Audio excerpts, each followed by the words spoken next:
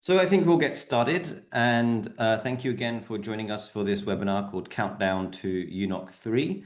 UNOC3 is the third UN Oceans Conference, which is starting in 1 week's time in Nice in the south of France.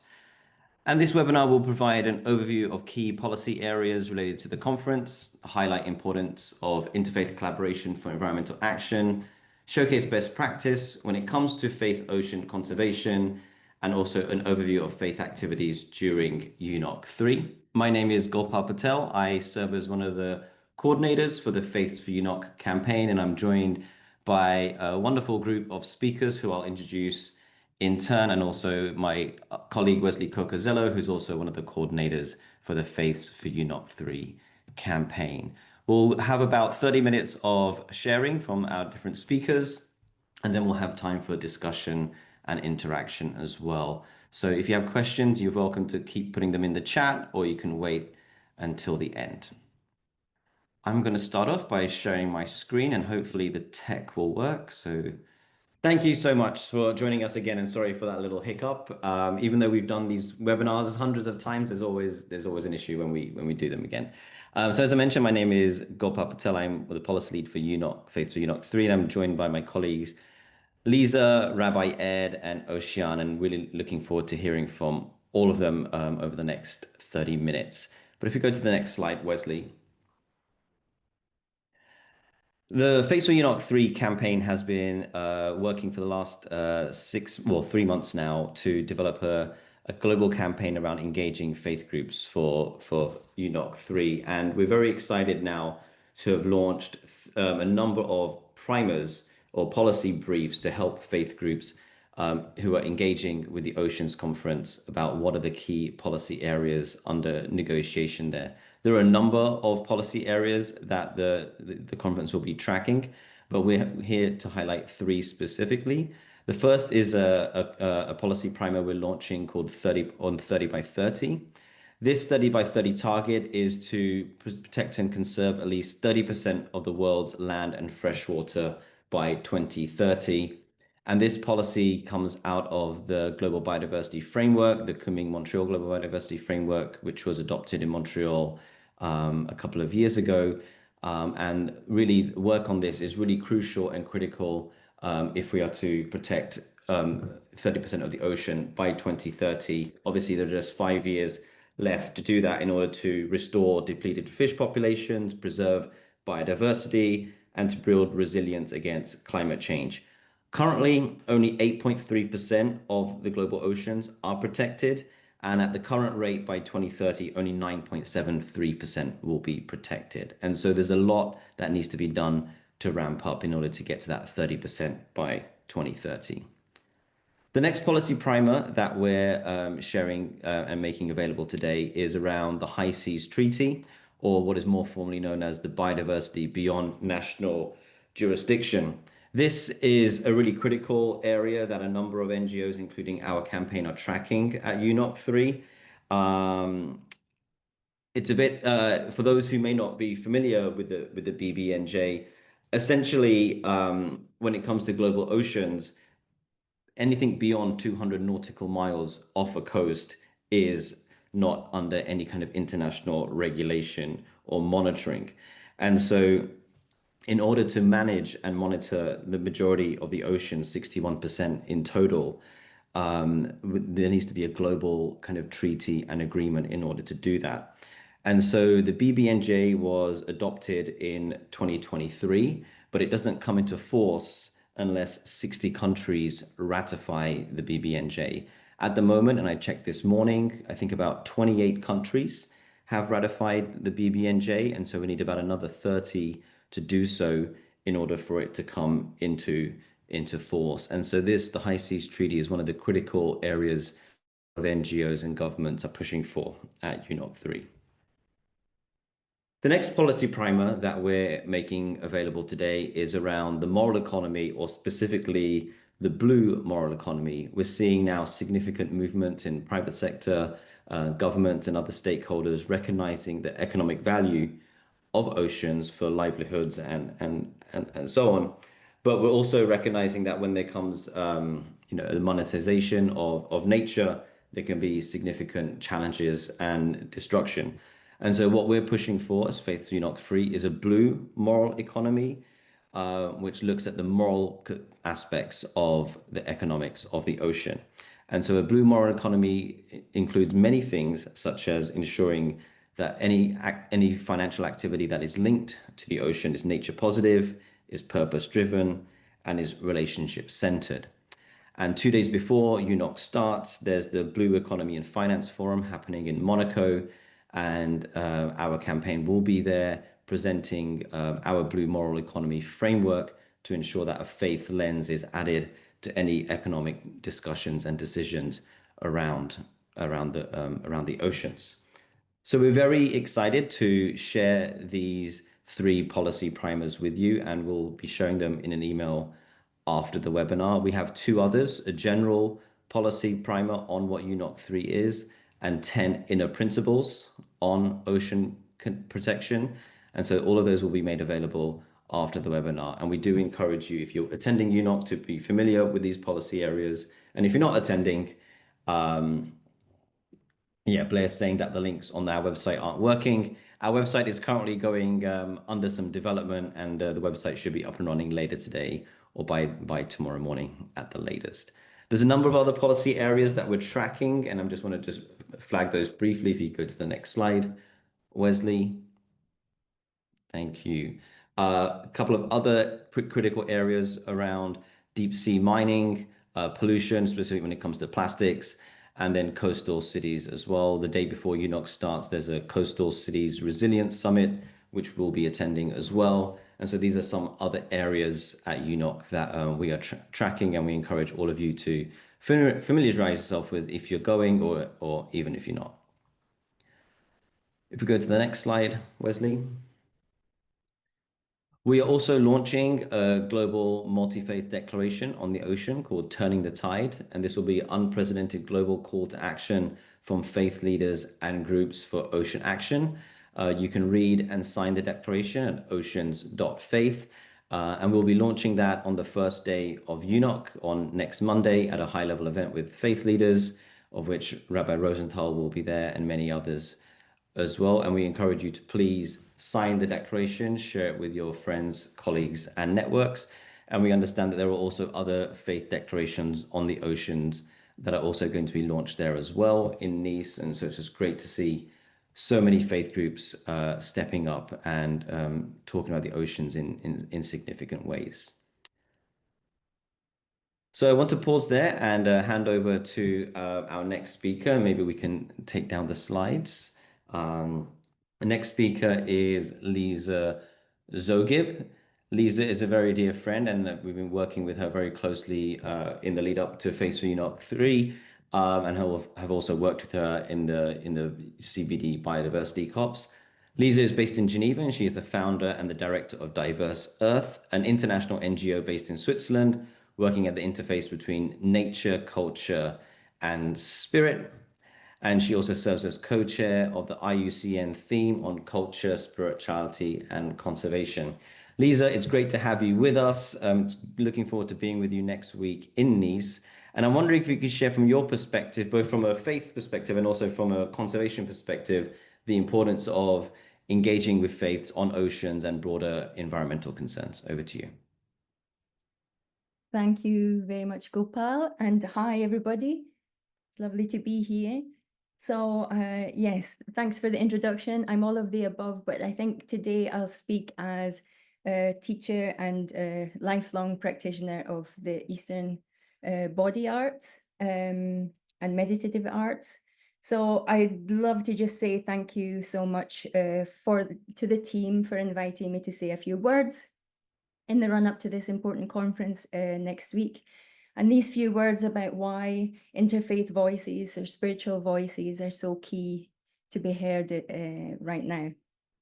So we hear an awful lot about the triple planetary crises of climate change, biodiversity loss, pollution.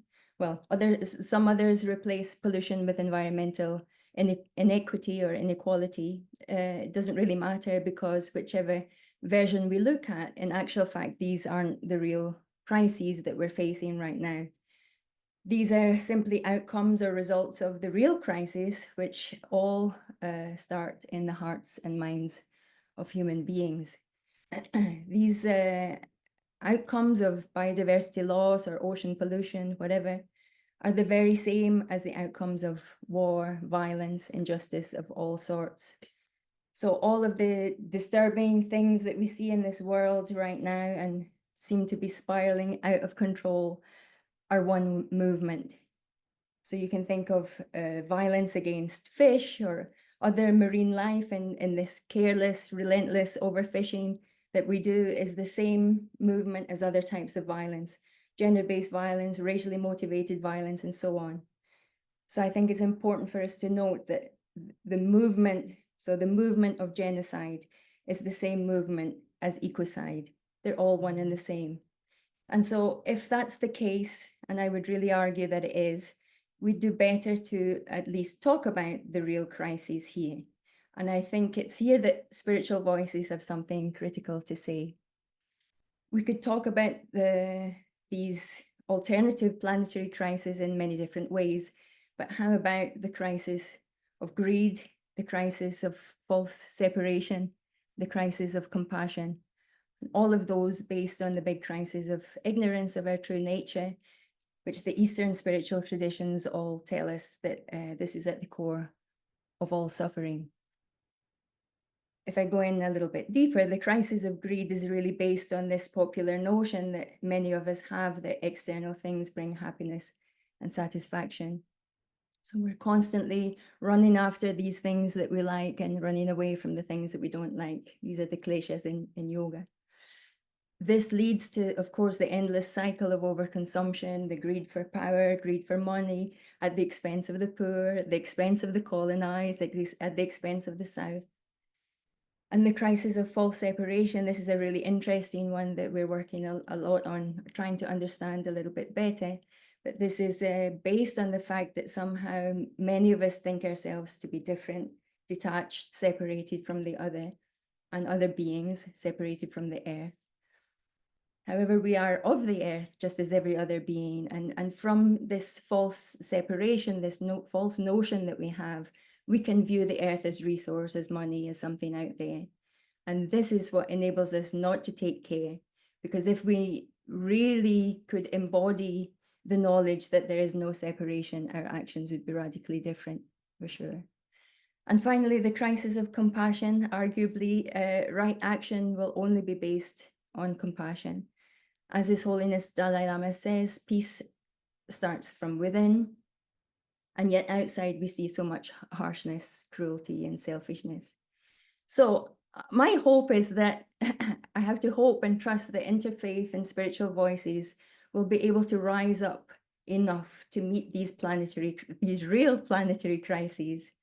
And I think the late Pope Francis left such a powerful legacy in the conservation community, highlighting the intertwined cry of the earth and cry of the poor. And also the spiritual voices of our Indigenous communities also shouting very loudly to us. So I hope that other faith leaders and spiritual voices will be able to join in and inspire others to stand up for justice on all fronts. So thanks very much. And I look forward to seeing how faith and spiritual voices can really make a difference in the conference next week and beyond. Thanks, Gopal.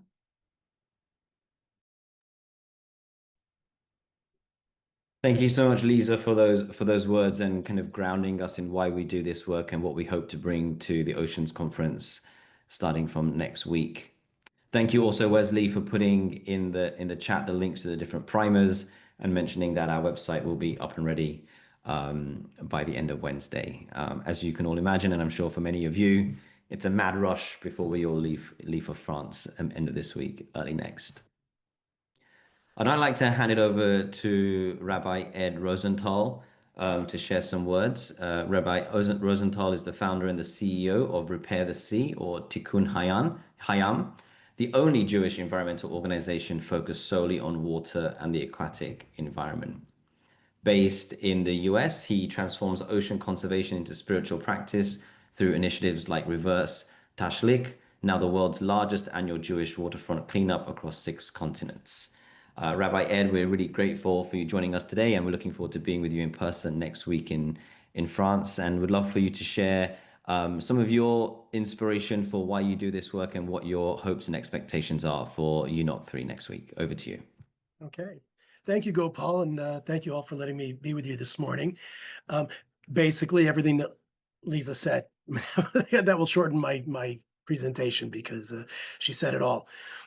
We don't need this slide just yet, Wesley, but we'll get to that in a minute if you don't mind. Repair the Sea began, I'm a big believer in grassroots efforts, and there's a lot of, we talk a lot, we protest a lot, but getting the grassroots people to change their attitudes, to change their behaviors, to make a difference, that's how we go about doing it. So I started Repair the Sea a few years ago. I used to work with college students with an organization called Hillel, the Foundation for Jewish Campus Life. And one of the campuses that I worked on had marine biology was their biggest major. So I started a scuba club called Scooby Jew, and I was the campus rabbi, so they let me call it that. They humored me. It was open to everybody. But I was teaching some of our students about a program. Part of our tradition is on Rosh Hashanah, the Jewish New Year, we have a ritual called Tashlich, where we go to a body of water and we symbolically cast our sins into the water by throwing rocks or pebbles or shells into the water. And I told them that we symbolically cast our sins into the water to start the new year with a clean heart. And one of the students said to me, he said, Rabbi, there's already more than enough human sin in the water. Why don't we take some of it out instead? And I said, that's a great idea. Let's do a reverse Tashlich. And I had 5 students, and those 5 students removed about 100 pounds of debris from the mangroves on campus. The school is a waterfront campus. And then it grew. And a few years later, I reached out to synagogues in the Tampa Bay area where I live and invited them to join my students. And they all joined. And I was really amazed at the response that people were recognizing that protecting the ocean is part of our tradition, but it's not part of our tradition which is regularly spoken about. And so basing it in our tradition, I started teaching other synagogues. Long story short, I left Hillel to start Repair the Sea. And this past year, our reverse Tashlich saw 283 communities in 30 countries participate, and we removed about 11 tons of debris from waterfront locations around the world. And what I recognized was that when we can take our concern and our love for the ocean and intersect it with our various faith traditions, we reach the average person. Because more often than not, as environmentalists, I feel like we're preaching to the choir. All of us are here because we love the ocean. We want to protect it. But it's the average person in the pew who doesn't even think about it on a daily basis. They're concerned about feeding their families and doing their jobs and putting a roof over their family's head. So what we try to do is to take opportunities for the average person and show them that if they are serious about their faith, then we want to show them how protecting the ocean and protecting nature in general is part of their faith, and that they should understand that as something that should be part of their daily lives. So one of the things that we've done, and this is where you can pop that slide up there again, Wesley. We can give sermons, and those of us who work with communities, we give sermons, and we'll talk about the environment. And we give a sermon one week on a Sunday or a Saturday or a Friday, and then the following week we move on to another subject. What we try to do is to keep the awareness of the ocean and the water issues in front of our parishioners, in front of our congregants on a regular basis. So we've created ritual objects that are used regularly in synagogues and churches, and I need to learn about other faith traditions, objects that you use. And we've made these out of recycled plastic water bottles. And we share these with different communities. So for example, on the left is a yad, which in the Jewish tradition is what we use to read from the Torah, which is the 5 books of Moses. And there's a rabbi in Miami who has one, and he told me that every Saturday when they have visitors who join them for bar and bat mitzvahs, that every time he opens the ark to take out the Torah, there's a perceptible gasp of people who see this blue yacht, and it forces him to explain every week that in Miami, sea level rise is a very important issue, and they have that to remind their congregants what they need to do to address it. On the right is a communion chalice that there's a church in Oklahoma City that uses this, and they said that every time they use it for communion, they have to remind their parishioners that Jesus performed the miracle of turning water into wine, and that water is the foundation of everything. And so they have to raise this and keep this awareness in front of their parishioners.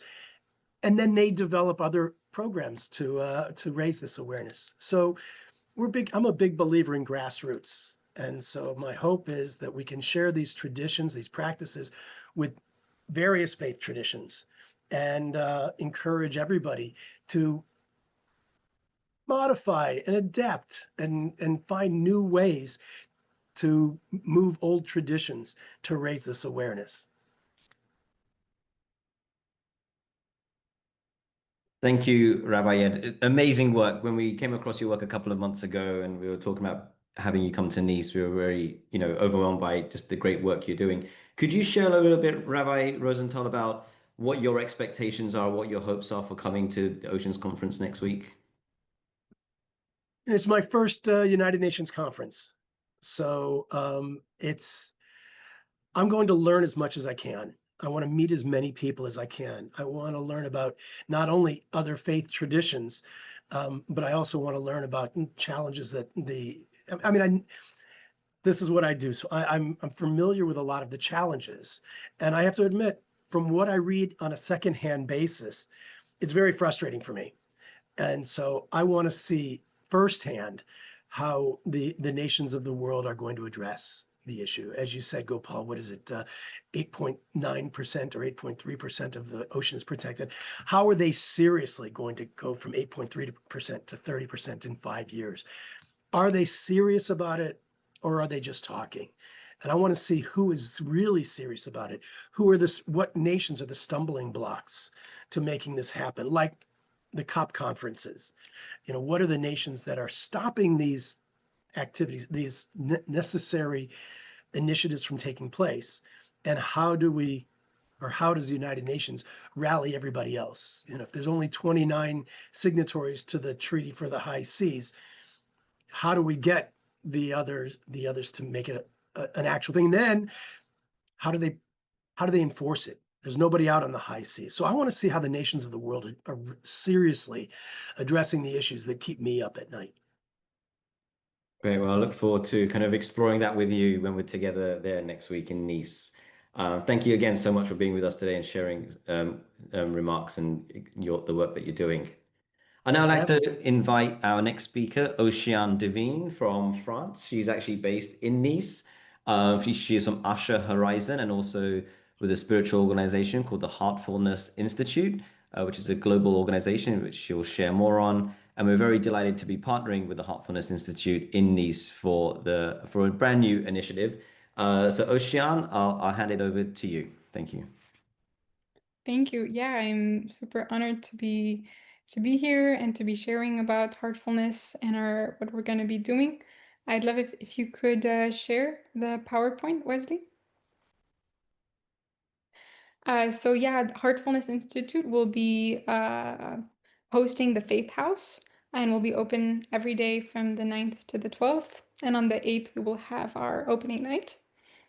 Next slide, please. And so just a little bit about heartfulness. We're a heart-based meditation practice where we ultimately try and learn how to recenter ourselves and listen to our hearts and have the heart guide us throughout our lives. And we have different programs for companies and then also all the way to just for individuals. Next slide, please. And we have centers across the world, definitely over 100 centers. And one of our biggest center and a project that I was linked to because I also lived in India for 2 years is Kanha Shantivanam, where we did a massive reforestation and greening project of a barren land. So this was, as can be imagined, quite a challenge with very limited resources. But now it's just in only a couple of years, in only 7 years, we were able to really see all of this greenery grow, and I think some of the same challenges that you see here will be applied to conserving oceans as well. And we now are able to host a lot of events related to sustainability and also spirituality. We hosted a global Mahotsav, which is where we had over 300 different faith leaders from all the faiths that that wanted to come and to talk about spirituality and then what they were doing. We also had, this was a great hub as well for different people of influence to come, such as Narendra Modi or Patricia Scotland, which is from the Commonwealth. And so for us, it was very natural, and we were really excited to have our Nice Center as well be a faith house for different spiritual movements and faiths to come and also talk about what they're doing and yeah, with regards to the ocean, and be also a safe space for people to come who are in the conference and maybe a little bit overwhelmed or just want to come and have a moment to recenter. So next slide, please. We also started to work a little bit on an exhibition, on a small exhibition with different quotes from different faiths and some different images. So we hope you guys can come and check it out. This is our welcome message. I'm not going to read it because I hope you will come to our center and read it yourselves. And next slide, please. And so this is our center in Nice. We've had it for quite a while. We host meditations there weekly, many times a week. And during the event, we're going to have some yoga sessions as well. In the room, we also have like a small outdoor place on the image on the top right. And we also have a small room there where it'll be a bit of a quiet place for people to come and just recenter themselves. And we will have some conferences, of course, in partnership with Faiths for UNOC3. And so we hope you'll check out our program. And of course, there will also be some refreshments. We have a small kitchen for people to come and recenter. So yeah, we're really happy to be able to do this and to be partners. And yeah, excited to see you guys come over. Thank you. Thank you so much, Ocean. We're very grateful to be partnering with the Heartfulness Institute to host the first ever Faith House. Definitely first Faith House at an Oceans conference, maybe the first Faith House at a UN gathering. So really grateful to host this with you. We will have the full schedule available on our website in the next couple of days. But Ocean, in terms of its location, can you just share a little bit about where the house is located in the context of the city? Yeah. We're really close to the train station. Like walking, it's only just a couple minutes. By Uber or by car, it's a 7-minute ride from the official location, the palace location of the UN conference. However, by public transportation, it's possible that it'd be more around 25 minutes from that location. But there's also from the port where there will be the exhibition. I think it's called the Green Zone. So yeah, that's the bit location, and it's not too far as well from the port or the coast. Great, excellent. Thank you so much. Again, we're so grateful to be working with you on this. And as you said, we'll share the full schedule of the Faith House in the coming days. I would now like to turn to my very dear colleague, Wesley Cocozello, who's a communications lead for the Faith for UNOC3 campaign, to share a bit more about the events and how to stay connected with faith activities while we're there in France. Wesley, over to you. Thank you, Gopal. Spotlight myself. Good to be with you all today. So, but just by virtue of your signing up for this event, we will be putting you on our list where you'll sort of receive all of our communications, but walk you through sort of what we have planned on the communications side of things.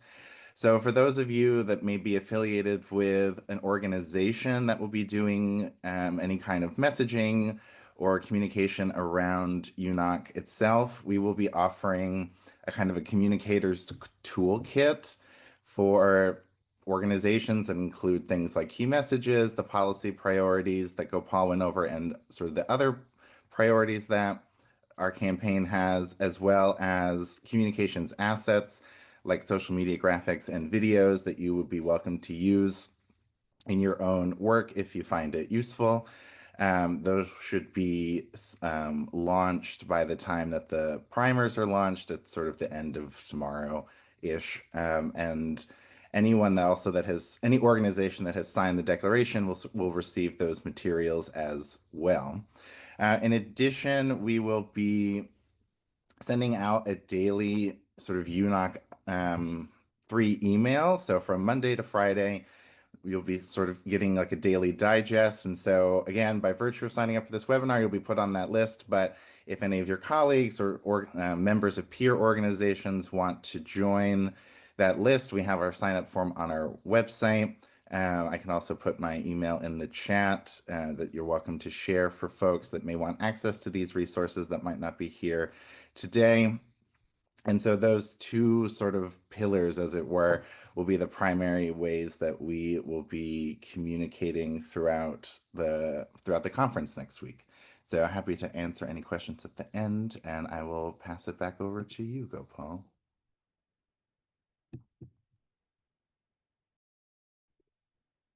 Thank you so much, Wesley. Yes, so please, if you haven't done so already, make sure you're on our mailing list, or make sure your colleagues are if you want to receive those communications updates and assets that will be starting going out later this week and all of next week as well.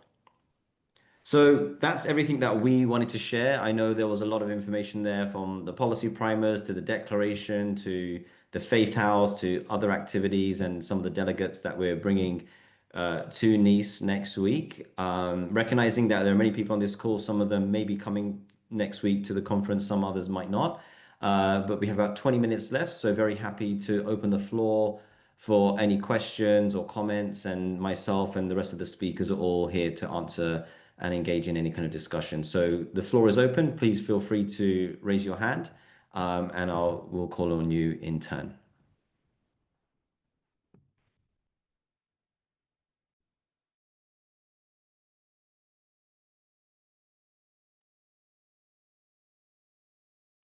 Yes, Simon. And I think you should be able to, yeah. Yes, Simon. Yeah, great. Thanks so much, Gopal, for inviting us in again. I'm with the Wellbeing Economy Alliance, and as you would imagine, our angle is how our economic systems are both contributing to the various ecological, social, economic problems of the world, but also how our economic systems could be drivers of more regenerative socially and environmentally practices. And so the one question I have is, what is the likelihood that messages at the UNOC will be able to make those links back to sort of economic systems? If there's any room for that, you're seeing that, rather than a sort of a very focused thing on oceans itself, which has its technical side to it. And then the other question is, I think it's great you've pulled all of this sort of policy positioning together and the messaging and everything. Is how are you seeing it linking up to this other events that are happening later in this year? So with the UN summits coming up, but also linking up with other movements, that would really welcome a faith perspective on the environment. So those are two questions, Gopal, and thank you again. Sure. Thank you, Simon, for those questions. Happy to try answering them, and happy for the other speakers to chime in as well. In terms of your first question, in terms of the finance and the ocean agendas, how much are they going to converge? I think that was the first part of your question. So I mentioned that 2 days before the Ocean Conference starts, the Prince of Monaco is hosting a Blue Economy and Finance Forum in Monaco itself, and Tariq will be attending that, where he'll be presenting our Moral Economy Primer. And we know that the the blue economy is a big area of discussion around UNOC3. We know at Davos this year that the oceans was the main topic of conversation amongst conservationists. And so we're recognizing that there is this convergence happening between oceans and economies and finance. And we wait to see actually in UNOC itself how those conversations kind of come together, and then what the kind of how they're taken forward. But we're definitely seeing that the two conversations are going hand in hand quite significantly. In terms of your second question, in terms of like how we see this work going forward and playing into other kind of UN processes and international moments, one reason we've invested time in putting together these policy primers and kind of really doing a deep dive into what these topics are and really trying to educate the faith community is because we recognize that oceans has been lacking when it comes to global advocacy on a range of environmental issues. And part of the when we were talking to Bloomberg Philanthropy and the Bloomberg Ocean Fund, who are supporting this work, part of our rationale to them was that there is no global center of gravity when it comes to faith and oceans. And so we really believe like this initiative could be the seed of this center of gravity that then can feed into these other processes and these other moments as well. And so we're really seeing this as a long-term initiative, and really this is just the first phase to build the foundation for going forward.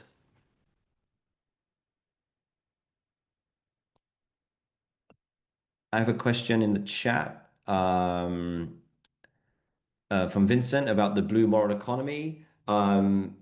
We shared about that a little bit earlier, but essentially the blue economy is around economics and finance around the ocean, and essentially monetization of ocean ecosystems. And what we're putting forward as a faith community is that any conversation around economies that involve the ocean need to have a faith or a moral lens to them. They can't just be purely economic, but they have to be grounded in also some kind of moral, ethical framework if we're to avoid the problems that we've had when it comes to climate change and biodiversity, where there has been a lack of ethical or moral considerations about how the use of nature. We want to ensure that if the oceans are used in a way that are monetized, that there is a moral and ethical framework, and that's what we're putting forward in our blue moral economy primer. There's a question here about comms. Wesley, I don't know if you wanted to take that one from. Oh, I see you answered that.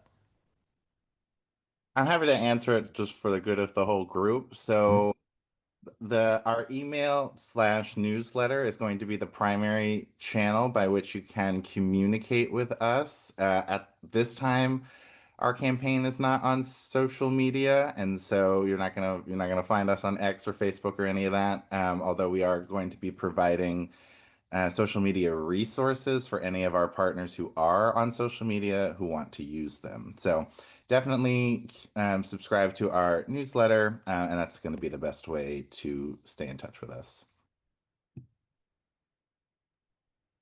Gopal, can I throw one thing about that blue moral economy? Yes, please do, Ed. Yeah. You know, we have a tendency to think that the blue moral economy is about the ocean and overfishing and deep sea mining and all of the many factors that are involved with the ocean.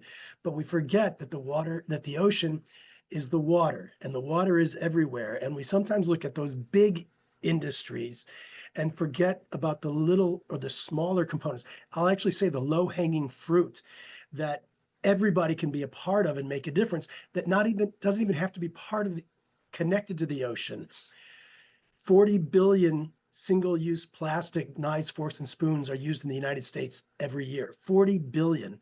They're used once, and then they end up in either a landfill or, more often than not, in a water source that ends up in the ocean. So whether you don't have to live in an ocean or a coastal community, but even in Nebraska or in anywhere in the world that's not on the coast, can have an impact on that blue moral economy with the little things that we use every day.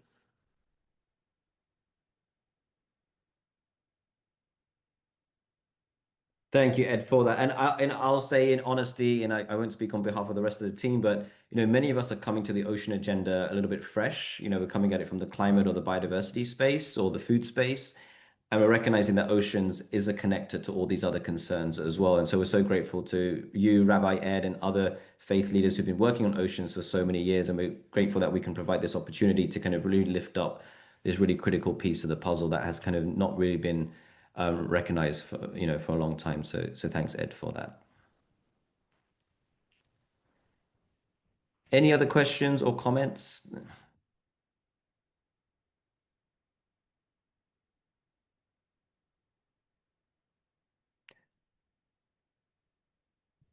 Okay, so we're very grateful for all of you for joining us here today.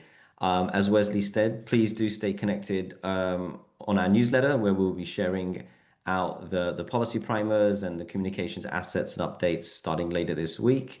Very grateful to all of our speakers today, Rabbi Ed Rosenthal, Lisa Zogib, and Ocean Devine, for all of your interventions. And Wesley Cocazello, of course, for helping me out with the back end with the tech. So thank you, Wesley, for that. And please do stay connected with our work. And for those of you who will be in Nice next week, we look forward to seeing you there. Otherwise, we will plan to do a debrief webinar a couple of weeks after the conference, just to kind of share the findings and outcomes and to chart a path forward. But until then, if there's anything you need, please feel free to reach out to us. We wish you a good rest of the day. Thank you.